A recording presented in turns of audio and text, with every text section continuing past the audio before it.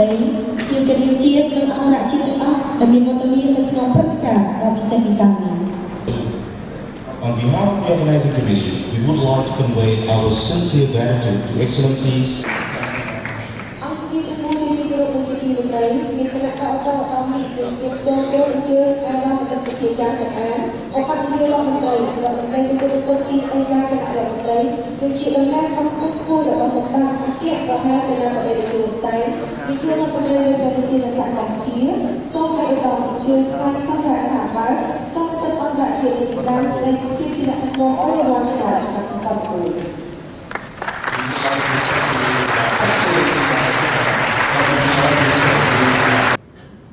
Excellency Thong Khon, Minister of Tourism, Excellency Hong Chun Aron, Minister of Education, Youth and Sport, Excellency Sai Som Ao, Minister of Environment, but Excellency Sai Som Ao, who is also one of the leader of youth in Cambodia. He has compulsory engagement, so he cannot show up this morning. Excellency Khun Mani, member of the National Assembly representing Kampong Spui Province and President of the Union of Youth Federation of Cambodia. Mrs. Janice Dong, Asia Regional Director of Humanitarian Affairs UK. Excellencies, distinguished national and international guests, ladies and gentlemen. First, may I express my warmest greeting to Your Excellencies, youth, distinguished national and international guests, in particular, Excellency from the diplomatic corps. Ladies and gentlemen, today it is my great pleasure to be with you all on the opening occasion of the 5th University Scholar Leadership Symposium 2014 under the theme of Dream It, Plan It and Do It. I also wish to extend my warm welcome to all participants from around the world to Cambodia. So I am happy to see that we have a very good number of participation, more than 500, 620 including Cambodian delegates. So I think this is a good number of participation, make our symposium really international one. On behalf of Samdech Angke Amnasana Padai Licho Hun Sen, Prime Minister of the Kingdom of Cambodia and myself, I wish to thank the Humanitarian Affairs UK for deciding to hold the 5th University Scholar Leadership Symposium 2014 from August 1 to 7 in Phnom Penh. I am most happy that Cambodia is further strengthening its ties with youth leaders from around the world through this symposium. And I noted that Excellency Hun Mani is President of the Union of Youth Federation. He did invite you all together to do something in Cambodia. You see, to remember you stay in this kingdom of wonder and the kingdom of culture.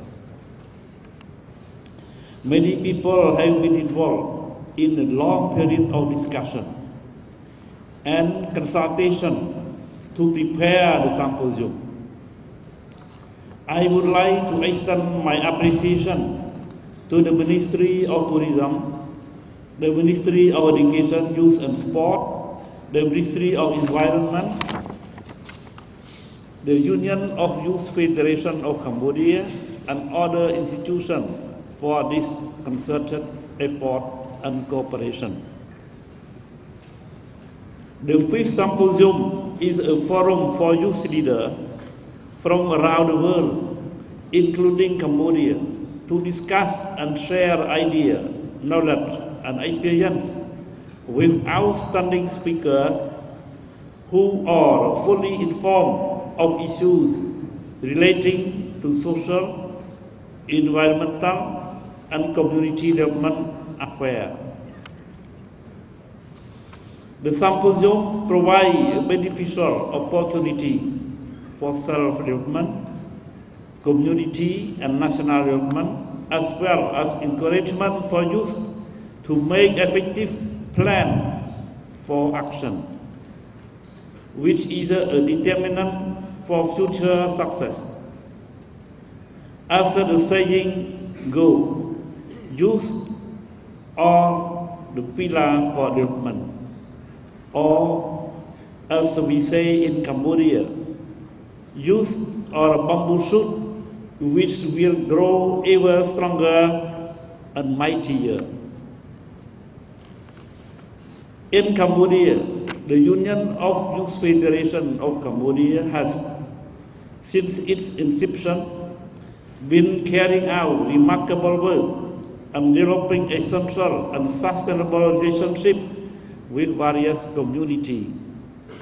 This symposium represents the latest event in this recent round of campaign and activity in which I have been happy to participate. Excellencies, ladies and gentlemen, many of you will discover the wonderful country during your stay. I trust that you will take this opportunity to visit the World Heritage Site of Angkor, one of the greatest testimony of human innovation and creativity that our people inherited from our ancestors.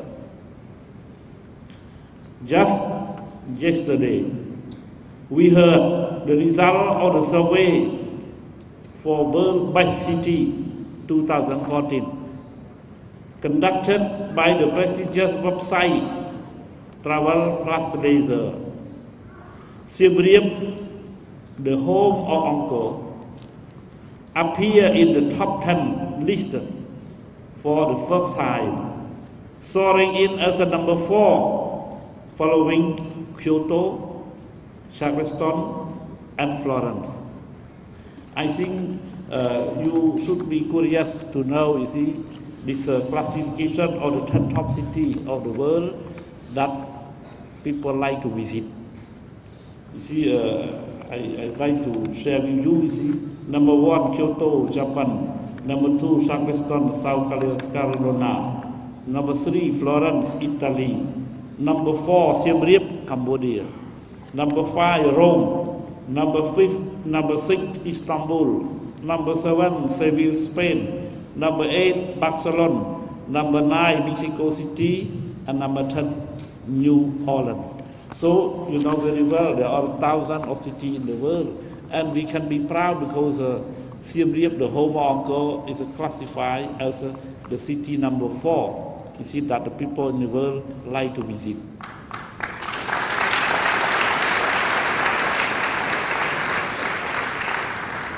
So I think that you take the opportunity of your stay, your meaningful and wonderful stay in Cambodia, to visit the temple of Angkor. I like to use the word of Mrs. Yanis Luang. You see, she said, meaningful and wonderful stay of all of you in the Kingdom of Cambodia. Excellency, ladies and gentlemen, many of you will discover this wonderful country during your stay. I trust that you will take this opportunity to visit the World Heritage Site of Angkor, one of the greatest testimony of human innovation and creativity that our people inherited from our ancestors. Just yesterday, we heard the result of the survey for the World by City 2014, conducted by the prestigious website Travel Leisure. Siem Reap, the home of Angkor, appeared in the top 10 list for the first time, soaring in as a number 4. Ended in 2013. We received more than 4.2 million. I can see Minister Thongkon did make a detailed comment. 4.2 million tourists from all over the world, generating income of 2.5 billion, representing 16% of the GDP. And we expect that the number of tourists will continue to rise this year, reaching close to 5 million. Why we take opportunity to speak about that? You see, we remember very well in 1993, when we organized the first election, general election for the national reconciliation in Cambodia. The statistic of tourists in that time only maybe between 100,000 to 200,000. 1993. In 2003, the number of tourists was only around between 250,000 to 300,000.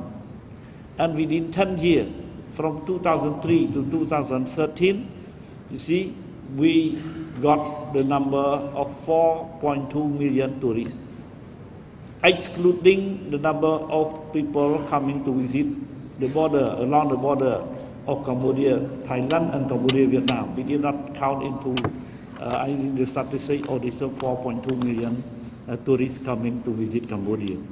So I raised this statistic, you see, to give the image that how or what progress we did, you see, in our effort of the national development of the country. You see, within 10 years, we developed our tourism.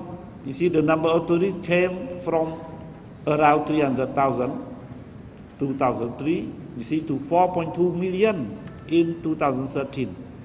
And as Excellency Thongkon said, you see, this year 2014, we expect the number is close to 5 million. So this marked the very good progress of Cambodia. You used to know Cambodia through the killing field 30 years ago.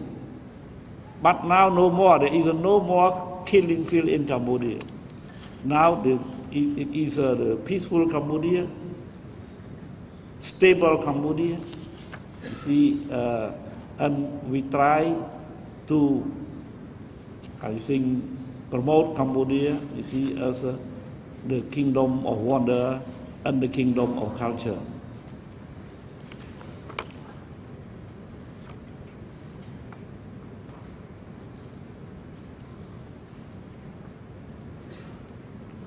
This past year has also been one in which Cambodia made a great achievement in securing the return of 5 magnificent statues from the 10th century, which were brutally hacked from their pedestal and stolen during the early 1970s in a time of war in our country. After 40 years, they have now returned home following a concerted effort by our Cambodian authority in cooperation with U.S. government officials and attorneys. Just last month, the General Director of UNESCO, Madame Irina Bokova, spoke of this extraordinary success. She used the word extraordinary success during her remark at the opening ceremony of the meeting of the State Party to the International Convention of 1970 on the means of prohibiting and preventing the illicit import, export, and transfer or ownership of cultural property. You see, so we succeed to return, you see, the magnificent statue stolen from Cambodia 40 years ago. You see, back home, you see, and we were invited by UNESCO to share our experience in doing the presentation, you see, in the meeting of the state party to the convention of 1970. You see, and as I said, the general director of UNESCO, according when we quote, you see, from her speech, she said this is an extraordinary act of implementation of the International Convention of 1970. So I think this is a good success, you see, by the Cambodian government, by the royal government of Cambodia, you see, in the field of heritage and culture that we would like to share with you.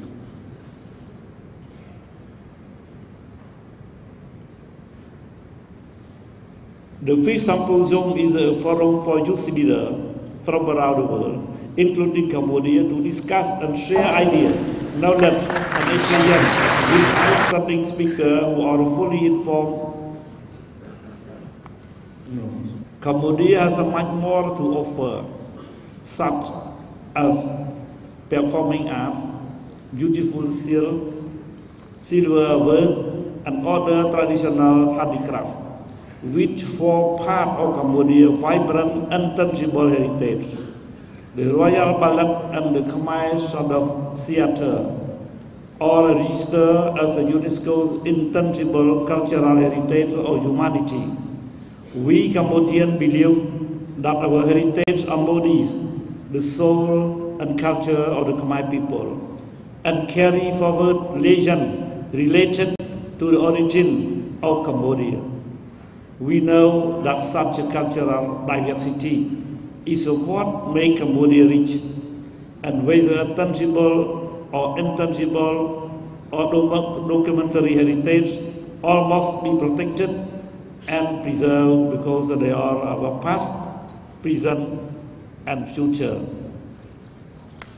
Young people led by the Union of Youth Federation of Cambodia are deeply involved today in heritage management, sustainable tourism, and community development, forging a new relationship between society and our World Heritage Site, in which young people play an important part of the community, contributing to local economic and social development and prosperity, with regard to their goal. They have dreamed it, planned it, and now they are doing it. And now let me add one more word: they are making it sustainable.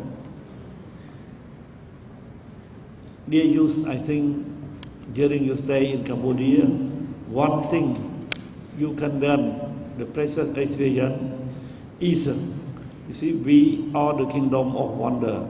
We are the kingdom of culture. We have very precious national heritage that some became world heritage. So in Cambodia you can observe how heritage can contribute to the national economy, how heritage and culture can contribute to the development of the country. Like I said, you see, we have the revenue calculated by the UNWTO about 2.5 billion US dollar last year, 2013. And the GDP of the country is around 16 to 17 billion. So 2.5 billion represent 16% of the GDP of the country. And most of the tourism in Cambodia is cultural tourism. So I think this experience, dear youth, you can observe and you can learn this experience in Cambodia. Today, gathering is a significant event, reflecting the high interest of the royal government in youth development and youth empowerment in community and national development. This event is also an opportunity to show that Cambodia is on the right path to peace, prosperity and development through the win-win policy of our Prime Minister, the policy which has reconciled and reunited our nation and offer unprecedented peace.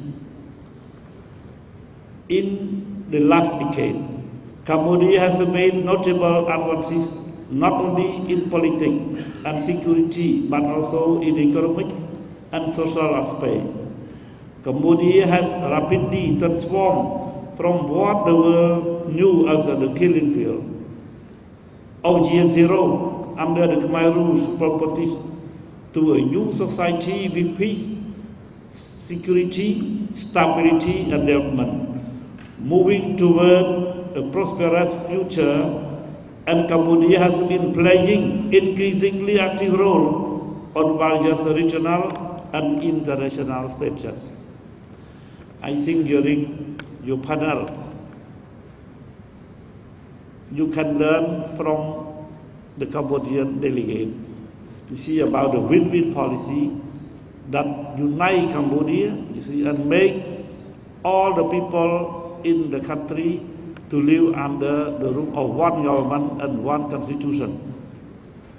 You see, for the last 500 years, Cambodia always had different factions fighting each other for power. But only after 1998, we succeed to reconcile, we succeed the national reconciliation through the win-win policy initiated by Prime Minister Samdech Hun Sen and later became the government policy. You see? And all the factions in Cambodia came together, even the Khmer Rouge properties. And now we are working very actively, you see, through the tribunal, what we call the ECCC, that we call Extraordinary Chamber within the Court of Cambodia. That is the international court, the mixed court between the United Nations, the supreme body of the world. You see. Together with Cambodia, we organize this tribunal to try the most senior leader of the former democratic Cambodia between 1975 to 1979. You see the era of 3 years, 8 months and 20 days of the reign of terror. You see, so there is the particularity or the history of Cambodia.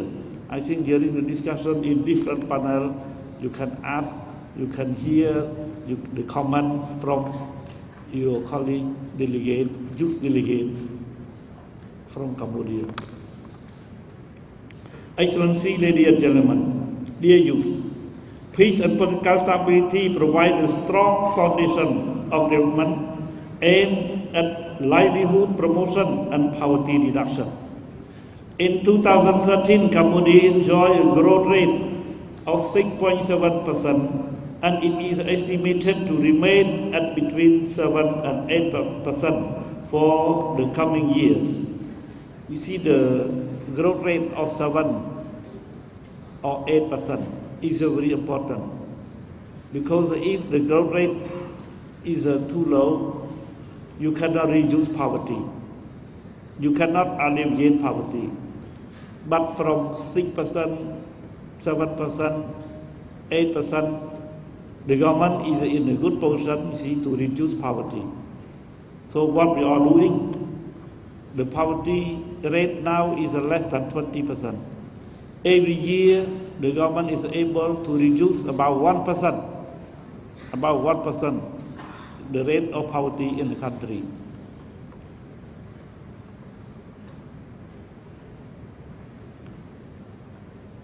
Cambodia is ranked 5th among developing countries that have realized their Millennium Development Goal, the MDG. Additionally, Cambodia is moving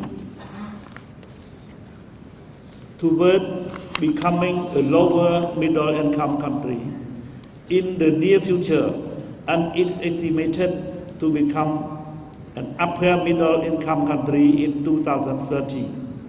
This outstanding achievement could be attained thanks to the will and capacity of the world government and the involvement of the private sector and citizens from all walks of life in promoting development in all sectors.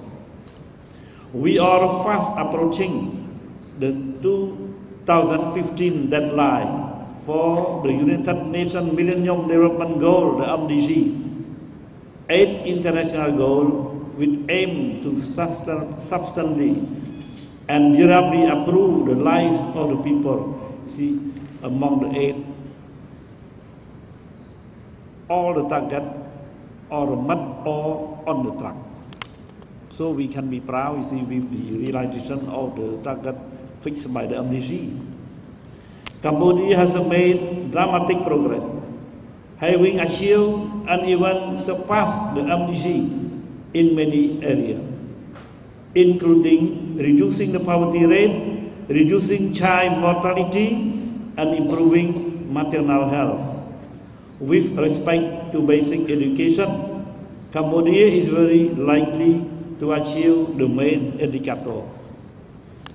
Excellency, ladies and gentlemen,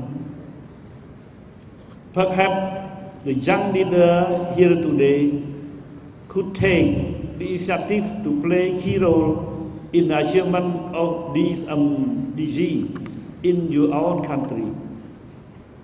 I would like to invite each one of you to take what you learn at the symposium and put it to the best possible use for yourself and for the common good of the people and community. When I look at you, all assembled here today, I am inspired by your usefulness, characteristic, energetic, healthy, inspired, active, and innovative. I am confident that you can achieve a great deal through building collective youth leadership and in partnership with other youth, adult, and community organizations. The topic being discussed here are of high global interest, and I strongly hope that the result of the discussion will provide effective and comprehensive solution to challenge concerning youth development and youth empowerment in social and environmental work. Dear youth, as a contribution to reaching solution to these challenges, may I offer the following input for your discussion, because you will have very active discussion. So I suggest 3 points, point 1, point 2, and point 3. I did go through different topics arranged by the organizing committee, you see, and I appreciate very much the name and the title of this annual symposium. So you call it University Scholar Leadership Symposium. I am impressed by the title. You see, and you fix a different topic, including the topic concerning the social change and the seed of change.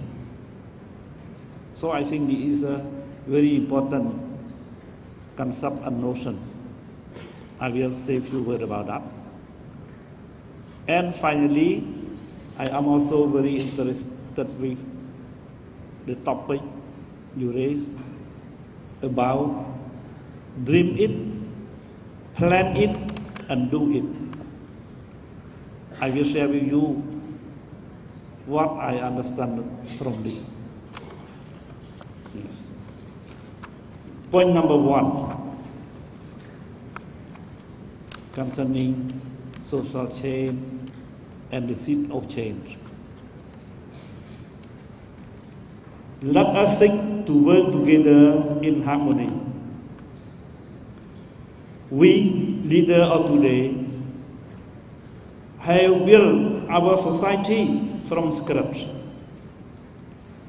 striving to reach this ambition after many decades of hostility, civil war, revenge, violence, and even genocide.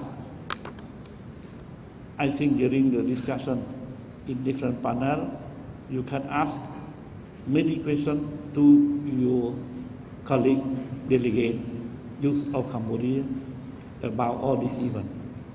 We have long history of civil war and internal conflict. The current leader have successfully established peace and stability in the country and succeeded in maintaining the situation of peace, security, and stability. So I think these are the most precious thing that the people is feeling in Cambodia. You see, nothing is more precious than peace and political stability. We have made many changes along the way, seeking to improve our society and the well-being of our fellow citizens. And we should continue to do so, actively looking to make change for the better. I stress the change for the better through the ongoing process of deep reform. So we think that we need reform, you see, to stimulate change. On the basis of this experience, we encourage the coming generation to work together to strengthen democracy, rule of law, to preserve these precious achievements of peace and stability. I think this is my point number one. Now the point number two. When we think of university, scholar, and leadership, we think of the role in society that can be shown through maturity, wisdom, and reflection.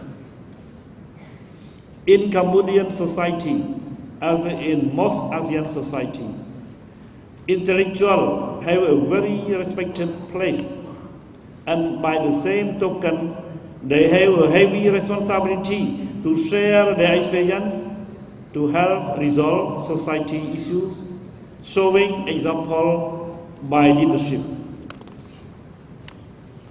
Point number three, finally allow me to expand a little on the theme of the symposium, dream it, plan it, do it. These are inspirational words for you, for our youth, encouraging you to set your aspiration high, but of course, transforming this abstraction into reality involves many different steps. Speaking from the perspective of government, we can see that I like to say a few words. Dream it. So when you dream it, no people can learn about what do you dream it. Yes. But dream it is very important. As a young gentleman or a young lady, you see, you can dream who you will become. So you will become a medical doctor, you will become a lawyer, you will become politician, you will become leader. Yes. And plan it, that means you can prepare the way to become what you want. Yes, and then after that, do it, that means implementation. But more serious than this. When you face a very important responsibility, when you are given a big project to implement, things become more complicated than that. As I think a politician, an administrator, you see, I have come through different phases of this dream, plan, and eat and do. Yes. But I said it is more complicated than that, more precise than that. So I'd like to continue my text. Speaking from the perspective of government, we can see that we move from dreaming it or the vision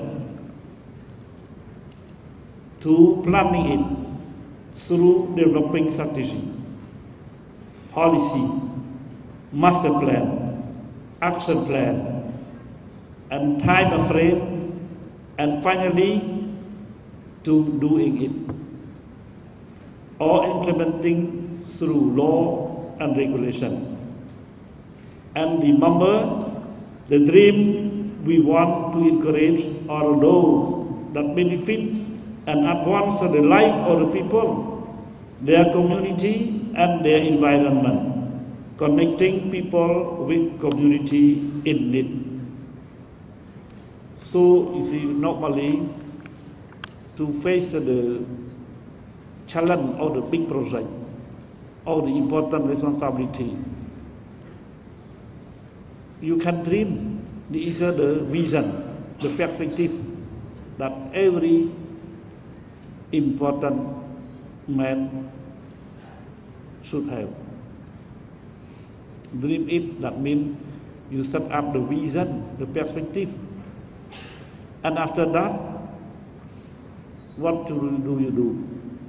You have to come to the preparation of the strategy. How you can have your hope to transform the vision into the reality. So you need strategy.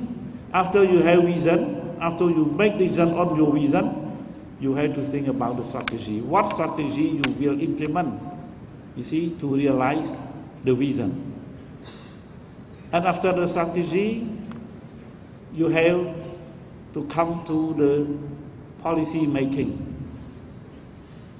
Policy making. To write the policy. And in the policy, you can set up the action plan. After action plan, you need the time frame, or sometimes you can call it calendar. When you do this, when you do that, you see, to come to the point, the final point of the realization, and do it. You have to set up the law, appropriate law, to set up the decree, royal decree, government decree. You have to set up the ministerial decision to implement that policy. So you need many different steps. From dream it to do it, that means to get the success, you see, in the process of your life, or your profession, or your job.